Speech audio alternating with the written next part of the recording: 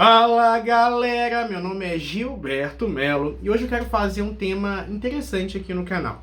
Dois termos que eu vejo que tem se generalizado bastante dentro das redes sociais, né, da internet de modo geral, e que assim, eu entendo esses termos, mas ao mesmo tempo eu fico um pouco preocupado com o uso deles. Eu não sei se é porque normalmente eu não gosto muito de trabalhar com esse aspecto irônico. Eu não gosto muito, sabe, de ironia. Eu entendo o poder da ironia, o poder do sarcasmo, só que eu acho que muitas vezes ele machuca muito mais do que ele colabora. E esses dois termos são os termos jovem místico e umbranca. Eu vejo assim, a galera coloca isso e dá um engajamento danado. Por quê? Porque todo mundo quer rir, todo mundo quer debochar, todo mundo quer, assim, até muitas vezes por um sentimento de revolta. Você vê sua religião, você vê sua prática espiritual, você vê alguns absurdos saindo da boca de algumas pessoas, e aí você fica meio, assim, você fica com raiva. Eu mesmo, às vezes eu vejo algumas coisas no TikTok que eu falo, meu Deus do céu, desmoraliza a Umbanda, desmoraliza a Quimbanda, desmoraliza a magia natural. Eu entendo essa revolta, sabe? E eu acho que em alguns casos a gente tem que se levantar, a gente tem que ter voz e falar, né, sobre essas questões. Agora, muitas vezes também eu percebo a coisa não só de fazer o que é certo, não só de combater uma desinformação, e eu vejo a coisa da maldade mesmo. Eu vejo a coisa do veneno, daquele lado tóxico que todo ser humano tem e que ele põe para fora, especialmente na internet.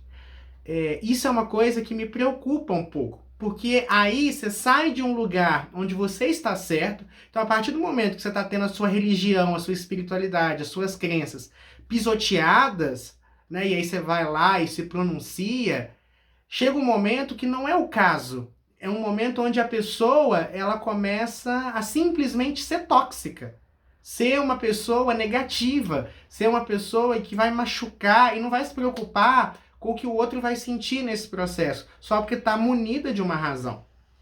Eu não uso, nunca vou usar esses dois termos. Eu acho assim, realmente existe muita marmotagem, existe muita palhaçada, né? Só que esses termos, para mim, eles são pejorativos, eles vão machucar pessoas. E muitas vezes vão machucar pessoas que não merecem. Vou dar um exemplo para vocês. Hoje em dia, tem-se um movimento de tirar as imagens dos santos católicos dos terreiros de Umbanda. Né? Ou pelo menos que ao invés de você, antigamente você entrava nos terreiros, e eu conheço alguns terreiros de pessoas que são pais de santo há 40, 50 anos, você tinha o altar, né, o PG, só com imagens de santos. Então, São Jorge representando Ogum, Nossa Senhora representando Oxum, Oxalá sendo representado por Jesus Cristo. Quando eu abri o meu terreiro, eu fiz questão de colocar todos os orixás mesmo.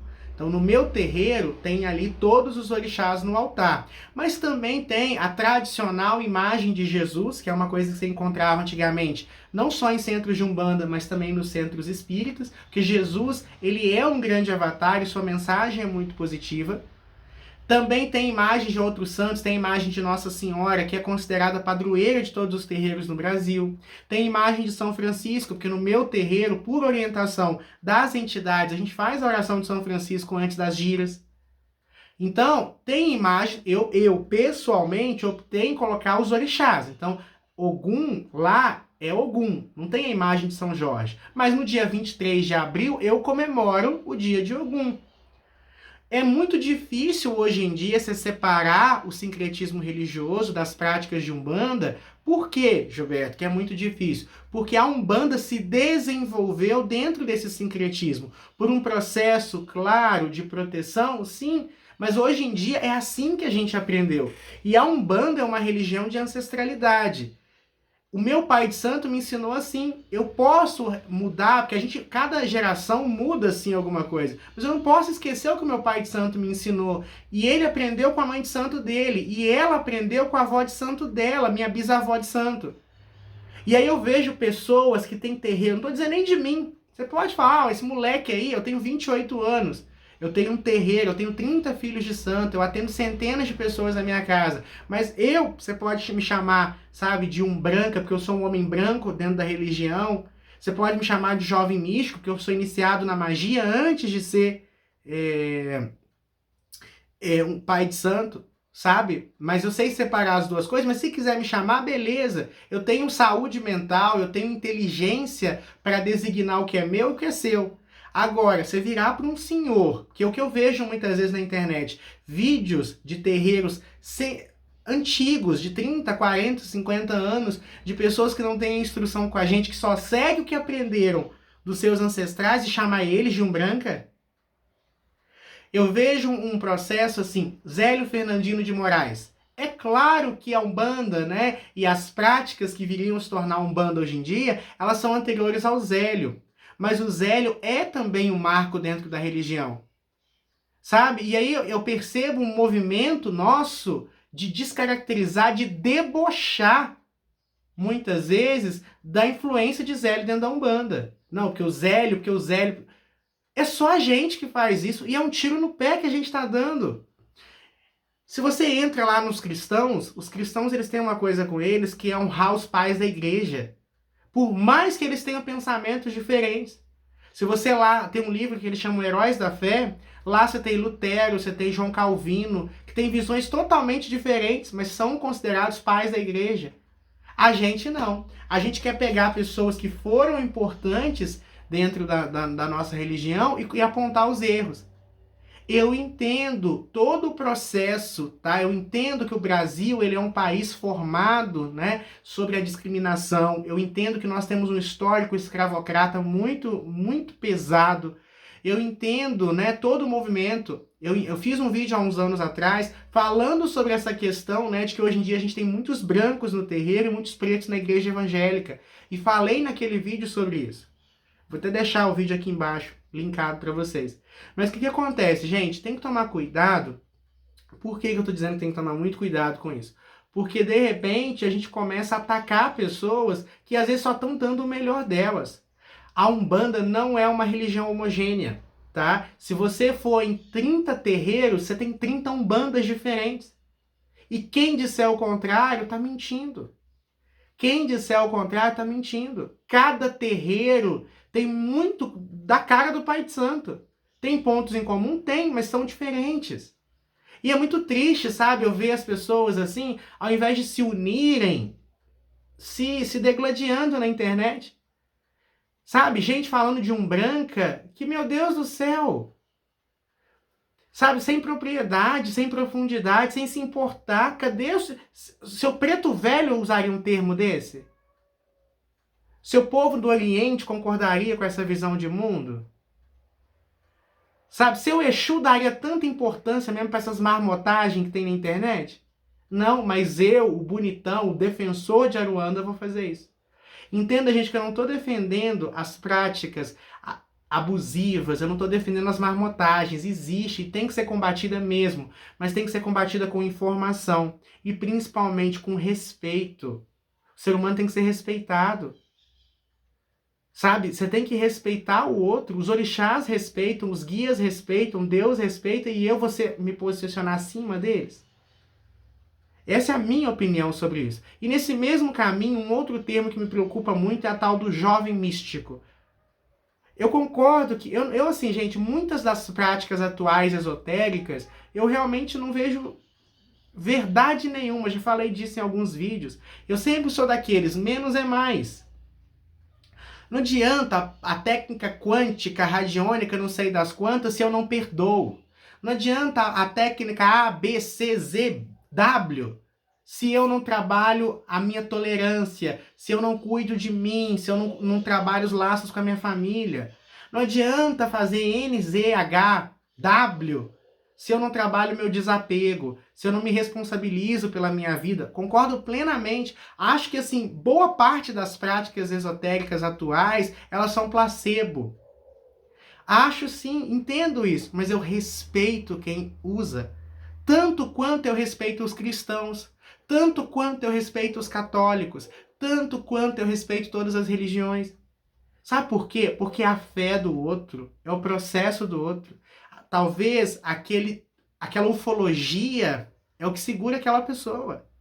Talvez aquela constelação é o que segura aquela pessoa. Talvez aquele reiki é o que segura aquela pessoa. Talvez aquele processo quântico radiônico é o que segura aquela pessoa. Eu não sei. Eu sei que assim, se não fizer mal e a pessoa quiser fazer, se não for um crime, não for ilegal e a pessoa acreditar, deixa ela ir. Agora eu tô vendo tanta... Eu entendo também que algumas dessas práticas, dependendo de como, podem ser perigosas. Então a gente combate esse tipo de perigo com informação, não machucando, não agredindo. Se quiser me chamar de jovem místico, me chamar de falar que eu faço um branca, pode falar. Sinceramente, não me incomoda. Agora, nem todo mundo é assim.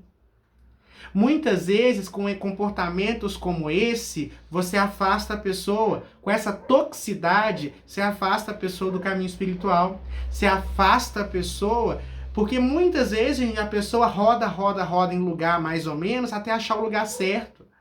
Talvez aquele reiki, aquela situação que você não gosta, eu amo reiki, tá? Não tô criticando não. Tô dizendo assim, às vezes aquela técnica terapêutica que você acha boba, é a porta de entrada para alguma coisa mais séria na vida dela. E se a pessoa está buscando a espiritualidade, é porque ela tem um chamado. Aí eu vou matar esse chamado no meu ego, no meu orgulho, na minha arrogância. Porque é ego, orgulho e arrogância. Sabe, tem muita gente que está fazendo hype em cima disso para crescer nas redes sociais, gente. Tem muita gente que não está focado na sua evolução espiritual, em melhorar a sua vida. Está focado em crescer na rede social para vender o seu curso, para ganhar ali o seu AdSense, para ganhar ali uma notoriedade.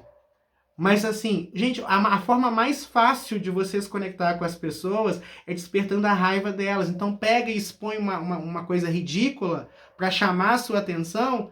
Enquanto isso, está todo mundo malhando uma pessoa. Eu cansei de ver terreiros muito sérios sofrendo ataques, né, virtuais por brincadeiras assim.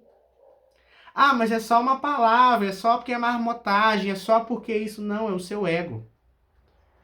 Você acha que Jesus faria um negócio desse? Você acha que Buda faria um negócio desse? Você acha que Gandhi faria um negócio desse? Você acha que Irmã Dulce faria um negócio desse? Você acha que qualquer orixá faria um negócio desse?